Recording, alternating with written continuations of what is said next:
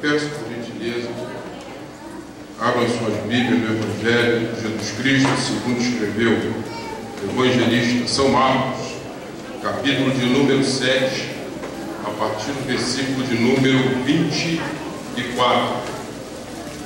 Enquanto os irmãos estão aí abrindo suas Bíblias, gostaria de agradecer, louvar a Deus por esta oportunidade, a Ele pela honra, pela glória, por todo o povo, agradecer ao pastor José Mário pela confiança de ter nos proporcionado esta oportunidade nesta noite.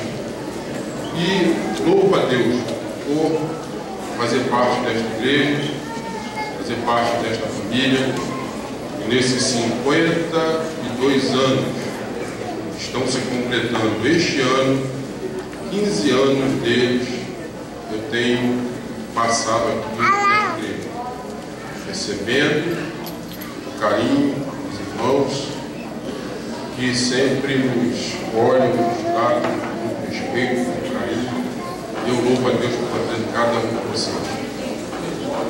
Queridos, o texto bíblico nos fala assim: e levantando-se dali, foi para os territórios de Tiro e de Sidom, e entrando numa casa, queria que ninguém o soubesse, mas não pôde esconder-se, porque uma mulher cuja filha tinha um espírito imundo, ouvindo falar dele, foi e lançou-se aos seus pés. E a mulher era grega cirofenícia de nação, e rogava-lhe que expulsasse de sua filha o demônio. Mas Jesus disse-lhe: deixa primeiro saciar os filhos, porque não convém tomar o pão dos filhos e lançá-lo aos cachorrinhos. Ela, porém, respondeu e disse-lhe: sim, Senhor, mas também os cachorrinhos comem debaixo da mesa as migalhas dos filhos. Então ele disse: por essa palavra, vai, o demônio já saiu da tua filha. E indo ela para sua casa, achou a filha deitada sobre a cama, pois o demônio já tinha saído. Deixe tomar assento. Prezados irmãos, o tema proposto para esta festividade é tempo de restauração. E quando nós observamos o motivo pelo qual vivemos, caminhamos, louvamos, adoramos, é o fato de Deus ser o Deus da nossa vida. E quando pregamos a palavra de Deus, falamos de um Deus, que é um Deus que, para poder livrar o seu povo, Ele abre o mar vermelho, para que o seu povo possa passar com os pés em seco. É um Deus que dá autoridade ao homem, e pela sua palavra, Ele diz que não choveria durante 3 anos e meio sobre a terra de Israel, e durante 3 anos e meio não choveu. E depois, pela autoridade da sua palavra, Ele diz que vai chover e chove. Um Deus que faz com que o profeta multiplique o azeite da viúva. Um Deus que em todas as circunstâncias de dificuldade do seu povo, Ele entra como provedor daquilo que o seu povo necessita. Em suma, um Deus que não conhece derrota. Um Deus que em toda peleja, que em toda batalha, que em todo embate que Ele entra, Ele sai vitorioso, porque Ele é Deus. Um Deus que pelo poder da sua palavra, Ele faz os mundos existirem, e pela sua palavra Ele faz subsistirem e sustentam-os. É desse Deus que nós estamos pregando e falando desde domingo último. Mas, de forma paradoxal, mas de uma forma que é difícil até muitas vezes para o nosso entendimento limitado poder entender. E aí eu peço a sua atenção, porque para você poder entender o resto da mensagem, você vai precisar entender o que eu vou te dizer agora. É um Deus que nunca perde batalha, mas é um Deus que em algumas situações se permite ser vencido. Como é que isso acontece? Nós vamos observar que Deus, e aí está a grandiosidade da sua soberania e do seu poder. João 19 diz que Pôncio Pilatos, debaixo da sua arrogância e da sua prepotência, quando ele está diante de Jesus, ele fala: fala-me se tu és o rei dos judeus, fala-me se tu cometeu esses crimes. E Jesus calado está e calado fica. E ele diz: você não vai me dizer nada, você não sabe que eu tenho poder para fazer você ser crucificado, mas também tenho poder para te livrar da crucificação? E ali Jesus diz: nenhum poder te seria dado se do alto não fosse dado.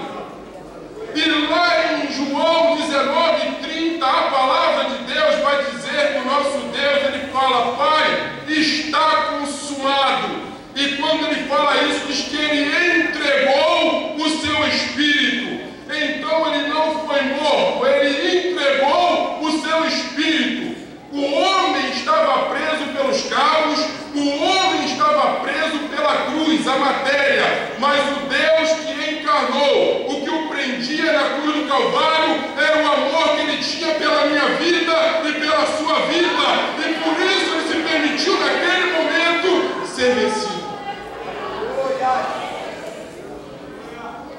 Com Jacó no val de Jaboque,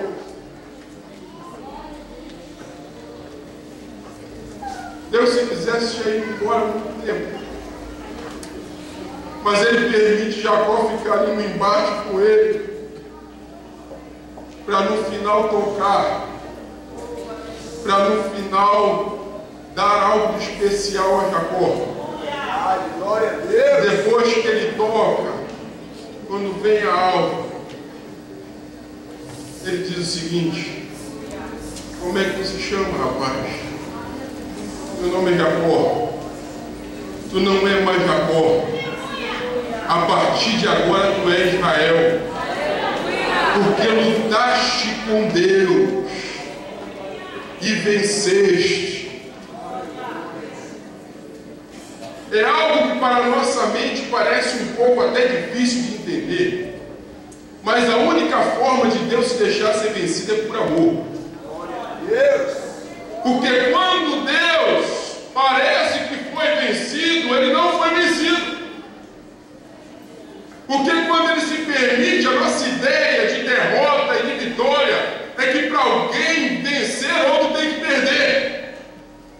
Mas na ideia de Deus e na grandiosidade do seu poder e da sua glória, pelo peso da sua glória, quando ele se permite ser vencido, ele sai vencedor. Porque quando ele se permite ser vencido, ele só se permite ser vencido quando ele quer abençoar alguém, quando ele quer mudar a vida de alguém, quando ele quer mudar a história de alguém, quando ele quer restaurar a vida de alguém.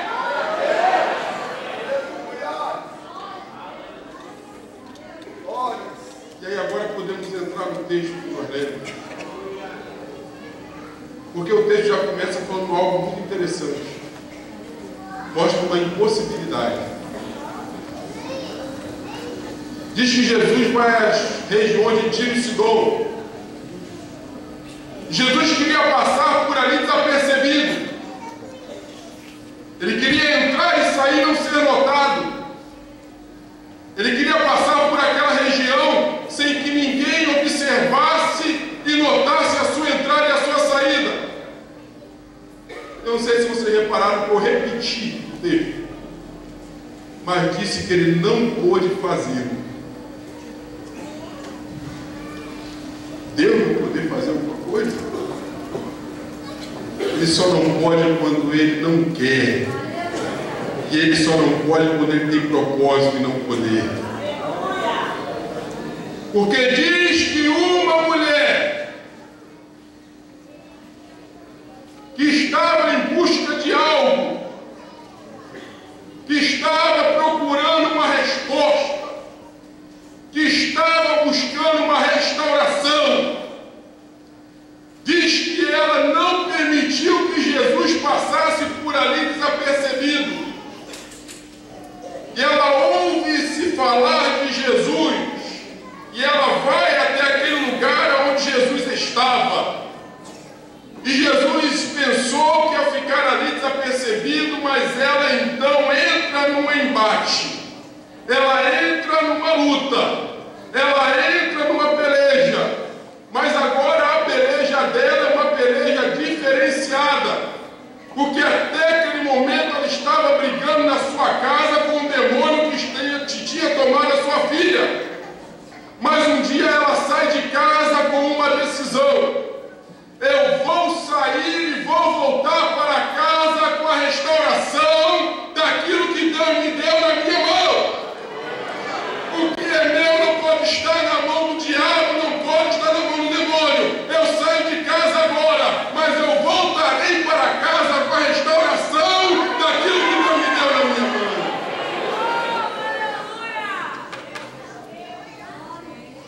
E a palavra de Deus em Mateus, capítulo de número 15, também vai narrar o mesmo fato com uma grandiosidade de detalhe maior. E é interessante nós podermos entender algumas coisas, que eu sempre costumo dizer que até uma vírgula na Bíblia tem propósito. E o texto diz que ela era grega, Sirofenícia de nação. E aí tem uma diferenciação. Quando fala que ela era Sirofenícia de nação, está falando da nacionalidade dela. Qual era o povo que ela pertencia? Qual era a posição geográfica que ela fazia parte? Mas quando diz que ela era grega, estava falando da sua religiosidade. E como grega, ela era politeísta. Servia a vários deuses de acordo com a cultura grega que ela fazia parte. E talvez ela já tivesse até aquele momento oferecido vários sacrifícios para vários deuses, porque nós sabemos bem disso, que em algumas situações tem Deus para a cabeça, tem Deus para achar alguma coisa, tem Deus para poder abençoar o que morreu, tem Deus para poder fazer achar alguma coisa, tem Deus para tudo que é tipo de situação. Mas aquela mulher, ao olhar para Jesus, para ela conseguiu entender que o poder criador, que a essência do poder e da divindade residia em Cristo, que o Senhor era a personificação da divindade, era a personificação do Deus que encarnou e andou entre os homens. Ela deixa de lado todo aquele propósito de servir a vários deuses, ela entende que ela tem que ir atrás de Jesus. E quando ela chega até Jesus, ela vai com uma certeza: aquilo que os outros deuses não conseguiram fazer pela minha vida e pela vida da minha filha, a minha esperança agora reside em Cristo, e Cristo pode fazer algo pela minha vida e pela minha família. Ela consegue entrar numa dimensão espiritual onde muda toda a história da vida daquela mulher. E quando a pessoa consegue entrar na dimensão espiritual que Deus quer, Deus então começa a abrir um leque dos céus, da espiritualidade para aquela pessoa. Ela sai do campo da religiosidade e entra no campo da devoção e da adoração verdadeira a Deus. Porque a religiosidade me faz andar no ritualismo. A religiosidade me faz andar cumprindo mecanicamente o ritual de vir e voltar muitas vezes à igreja.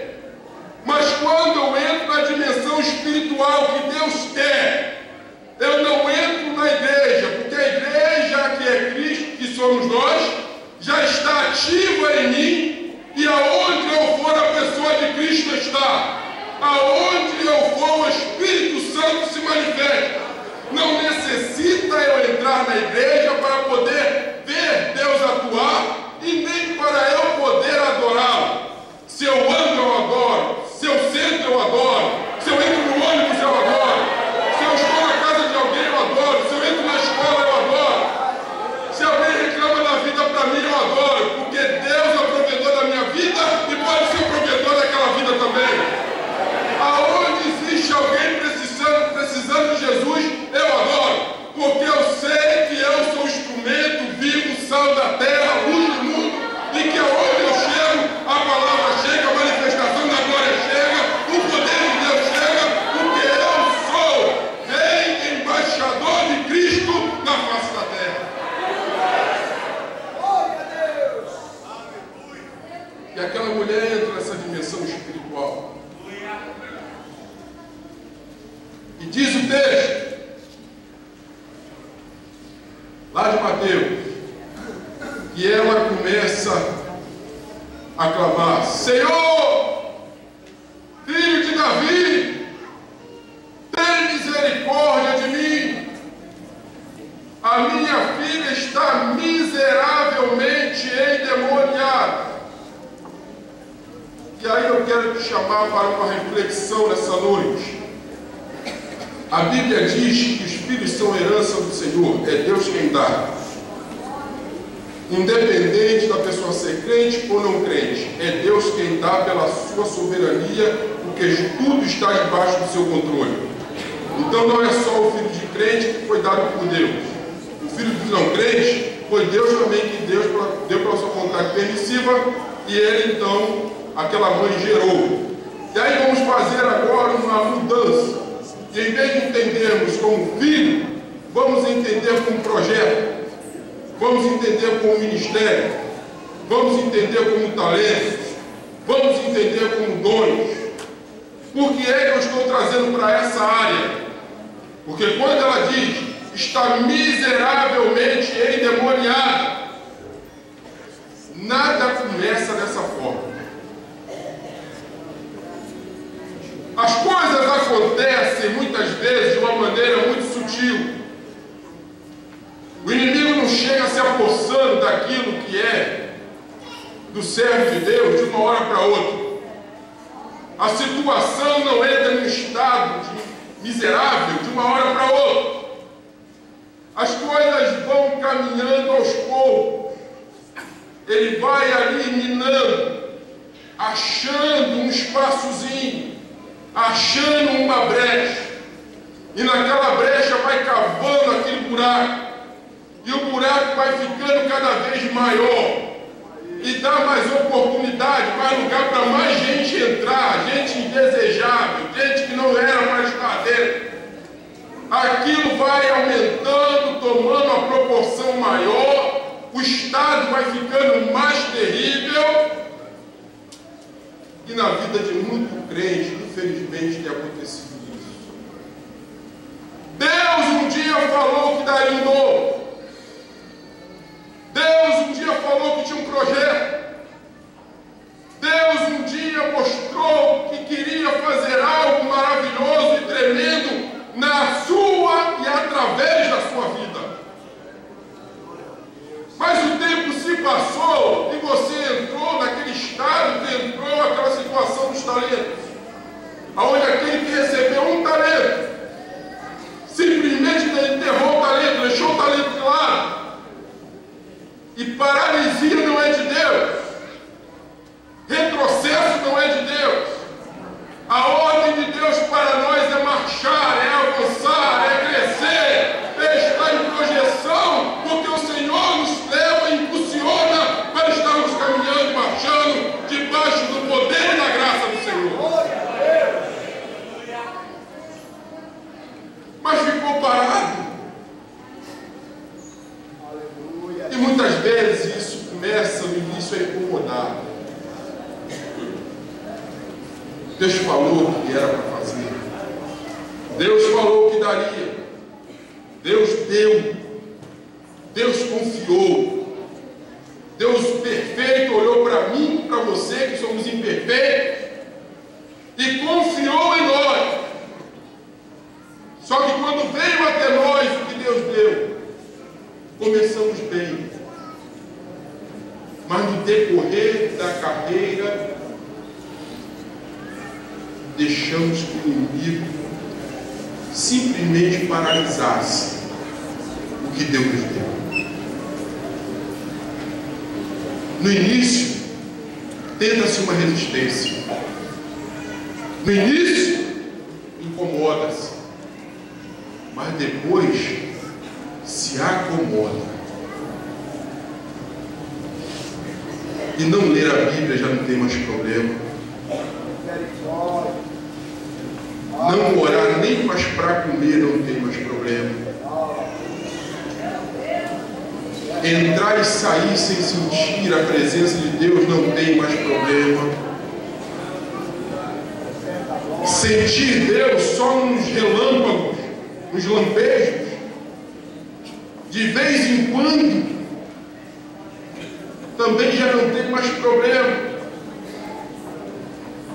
Mas nós temos que tomar para nós o exemplo desta mulher, que saiu de casa obstinadamente certa que receberia a sua restauração e a sua bênção ao encontrar com Jesus.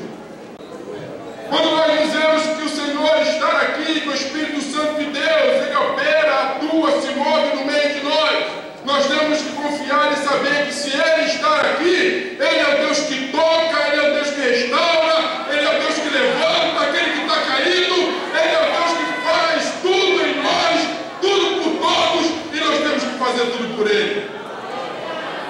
Precisamos entender isso. Porque se não entendemos, continuamos com a mesma vida, achando que está tudo bem, quando não está. Crente não tira férias. Crente não anda com a autoestima baixa, espiritualmente falando. Já foi falado aqui hoje, levantai os olhos. De cabeça baixa anda quem não tem esperança. De cabeça baixa anda quem não tem certeza. De cabeça baixa anda quem não sabe a quem serve. De cabeça baixa anda quem está deixando a vida levar para um lugar para o outro, independente do que vai acontecer. Agora, quem é servo de Deus? É cabeça erguida, passo firme, porque ele sabe que o Senhor é o Deus da vida dele. Ele sabe que aonde ele pisa, o Senhor pisa com ele, que aonde ele toca, o Senhor toca com ele.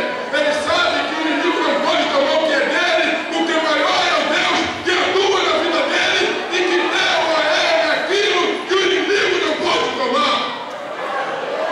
Ora, baixando a bacandaraia. Mas e aí, pastor, como é que eu faço então? Eu entendi e realmente eu preciso de uma restauração na minha vida. O que é que eu preciso fazer? Primeiro, a sua atitude pode mudar a sua situação. A palavra de Deus diz que aquela mulher correu até Jesus e se prostrou. Isso é interessante, porque toda ação causa uma reação. Quando aquela mulher vai até Jesus e se prostra, preste atenção em uma coisa. Para Jesus poder tocar, ele vai se inclinar, vai se colocar em posição de sustentação e exaltação. Davi já sabia disso, ele escreve: esperei com paciência no Senhor, e ele se inclinou para mim. O Senhor está nessa noite aqui para se inclinar, te tocar, te levantar, te exaltar, não permitir que você fique nessa situação. O Senhor nessa noite, Ele se inclina, mas se inclina para te socorrer, para te tirar dessa situação que você está, para te entregar na mão aquilo que talvez o inimigo tenha tentado tocar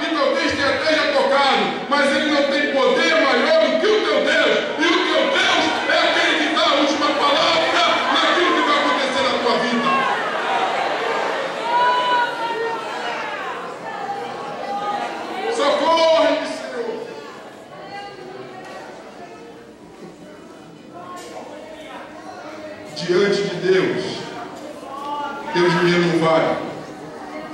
Diante de Deus, para restauração, teu status no vale. Diante de Deus, para restauração, a tua influência social no vale. Diante de Deus, para restauração, o que vale é a forma que você chega até a Ele. Se chegasse mostrando que a dependência é total em relação a Ele, Ele vai olhar para você e vai dizer: gostei desse negócio, agora eu posso tocar, agora eu posso levantar, agora eu posso restaurar, porque aonde Ele ou ela passar, vai dizer que fui eu que fiz, vai dar glória ao meu santo nome, vai dizer que foi eu que operei. Aonde Ele testemunhar, a minha glória vai se manifestar. Aonde Ele colocar o pé dele, o meu nome vai ser exaltado. Aonde Ele chegar, o meu nome será glorificado entre as nações, e Ele poderá falar: não te preocupa, se aquieta, porque o mesmo Deus que operou na minha vida, Ele opera na tua também.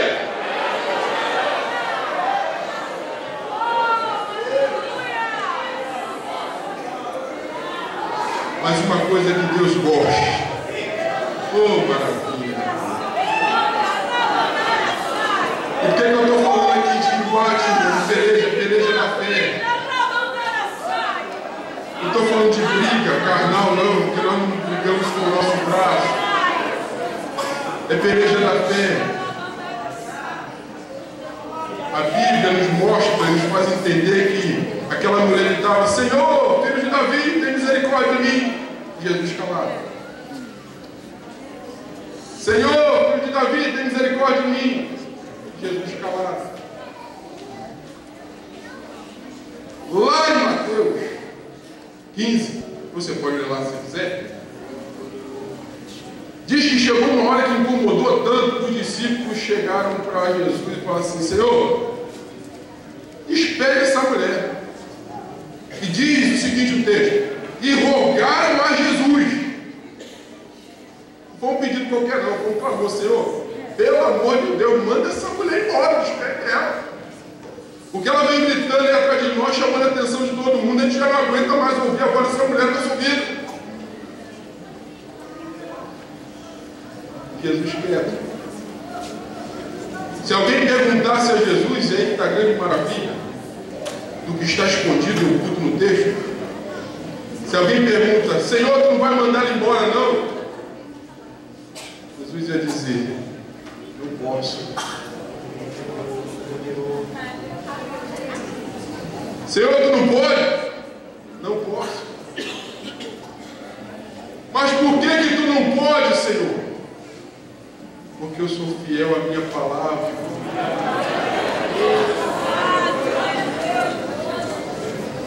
Vocês não se lembram do que Jeremias relata? Que eu digo que eu velo pela minha palavra para fazê-la cumprir? Senhor, e onde é que está então a questão da tua palavra? Vocês andam comigo, mas vocês não aprendem. Vocês andam comigo, mas vocês ainda não entenderam. Lucas relatou lá no capítulo 18, vocês não sabem? Lembra quando eu estava explicando para vocês que numa cidade tinha um juiz que não temia a Deus, não respeitava homem nenhum? Que nessa mesma cidade tinha uma viúva que todo dia ia lá pedir a ele para que ele julgasse a causa dela. Chegou uma hora que ele, para poder liberar aquela mulher, julgou a causa dela. E eu disse que se um juiz que não teme a Deus e que não respeita os homens pode fazer aquilo, que dirá o nosso Pai que está no céu? Não posso mandar ela embora, porque ela está baseada e pautada na palavra de Deus, e palavra de Deus é gatilho para o milagre acontecer. Aquele que está dentro da palavra, ele tem que ter certeza de uma coisa: Deus vela pelo seu nome e pela sua palavra, e quando nós estamos dentro da palavra de Deus, o inimigo não pode ficar à nossa frente, porque quem nos defende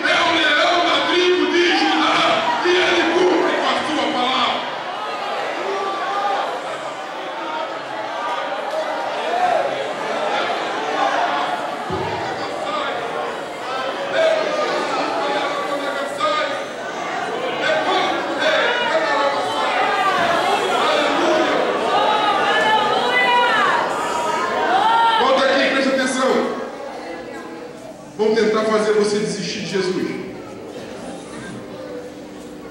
Mas vamos dar uma olhada no perfil de quem queria fazer aquela mulher desistir.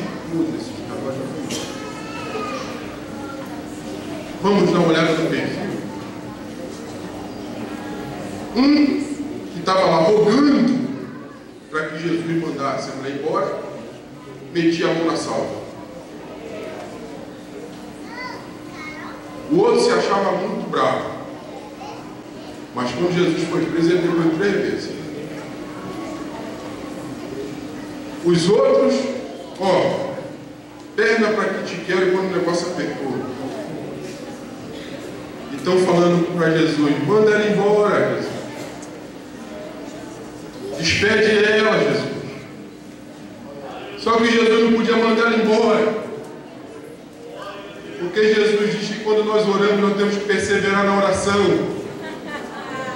E aquela mulher estava pautada no que Jesus disse. Porque a partir do momento que eu digo para mandar embora, é porque eu, se estivesse no lugar dela, já tinha ido embora há muito tempo. Não deixa dizer para você que a bênção não vem, não deixa dizer para você que a restauração não vem, porque quem diz não tem compromisso para poder estar perseverante diante do Senhor. Continua na perseverança, porque Deus vai derramar o seu poder, a sua glória, e vai restaurar a bênção dele sobre a tua vida. Não deixa ninguém tirar aquilo que Deus está fazendo que vai te dar. Vamos então nos encaminhar para o final. Último teste. Jesus pensando, vamos ver até onde ela vai para receber a restauração daquilo. Aquela mulher não queria um carro, aquela mulher não queria uma casa. Aquela mulher queria algo especial e ela ia lutar por isso. Até onde você está disposto a ir para receber a restauração de Deus sobre a tua vida? O que é que tu tem buscado do Senhor e até onde você está disposto a ir? Não é lícito tirar dos filhos para lançar os cachorrinhos. Último teste. E isso era um dito popular. Isso era um ditado, se dizia na época. E aquela mulher surpreendeu, entre aspas, Jesus. Tudo bem, Senhor, eu sei disso. Mas até os cães comem das migalhas que caem. Lá em Mateus diz dessa forma: da mesa dos seus senhores. O que ela estava dizendo? Jesus disse para ela: mulher, nesse momento, o meu ministério tem limite geográfico. Nesse momento, o meu ministério é para os filhos de Israel. Neste momento, ainda não é chegada a tua hora. Neste momento, o negócio com Israel não é contigo, que é seu Fenícia. E a mulher diz: Senhor, eu sei, mas tu és o Deus do tempo. E mais uma vez, aquela mulher está debaixo da palavra de Jesus, não pode mandar ela embora.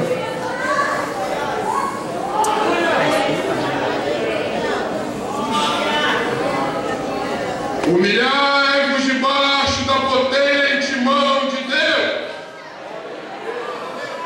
e ao seu tempo Ele vos exaltará. Ele é o Senhor do tempo. Quem depende do tempo somos nós. Nós não podemos viver amanhã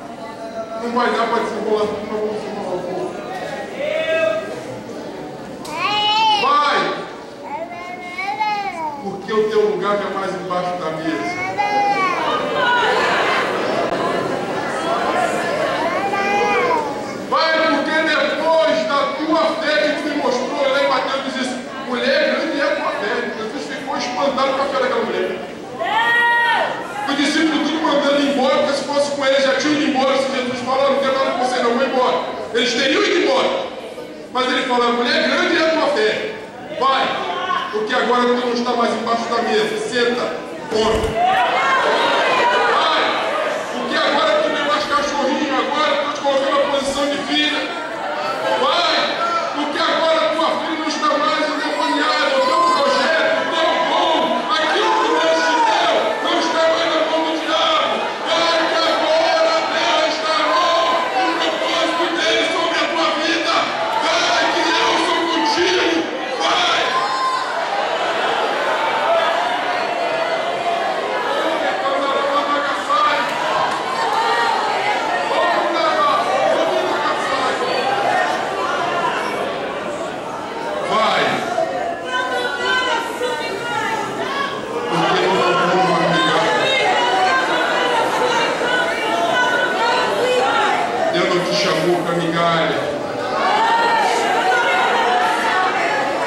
Deus te chamou para banquete. É noite de restauração.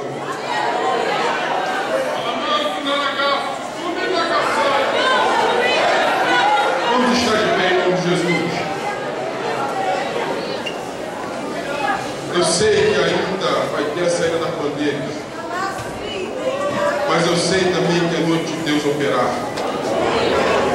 Muito rapidamente, se a palavra tocou no teu coração, sai correndo, vem até o altar que nós vamos orar por você.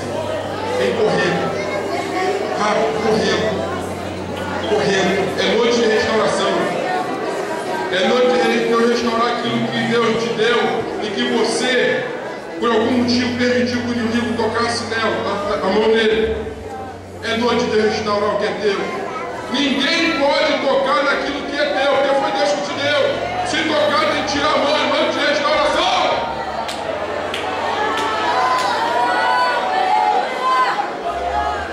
Vamos lá, rápido, venha, rápido, vamos ganhar tempo. Se Deus falou contigo, tocou no teu coração, é rápido. Só se Deus tocou no teu coração, porque Ele vai restaurar, Ele vai fazer, Ele vai renovar. Entenda bem, restauração, segundo nós olhamos no dicionário, tem algumas definições, mas uma delas é trazer de volta o mais perto possível do original. Isso segundo o dicionário. E quando nós pegamos um quadro, aquele profissional vai tentar restaurar. Só que na sua restauração ele tenta aproximar o máximo que era o original. Mas a inspiração do pintor, no dia que foi pintado o quadro, ninguém pode restaurar. Só que com Jesus é diferente. Jó, quando foi restaurado em dobro. Naamã, quando foi restaurado, a carne ficou como de uma criança, ou seja, ficou ainda melhor do que já era. Porque quando Deus toca alguém para restaurar, Ele faz a coisa ficar melhor do que era, porque foi Ele quem criou. E quando Ele restaura, Ele faz a coisa ficar ainda melhor. Vamos orar, sem perda de tempo. Senhor, em Teu nome, ó Pai, debaixo da palavra ministrada nessa noite. Deus, eu oro por essas vidas que se colocam aqui diante de Ti, ó Pai, reconhecendo a Tua soberania e reconhecendo a dependência total, ó Pai, de Ti. Pai, toca nessa noite de forma maravilhosa. Vai restaurando nas áreas, ó Pai, que eles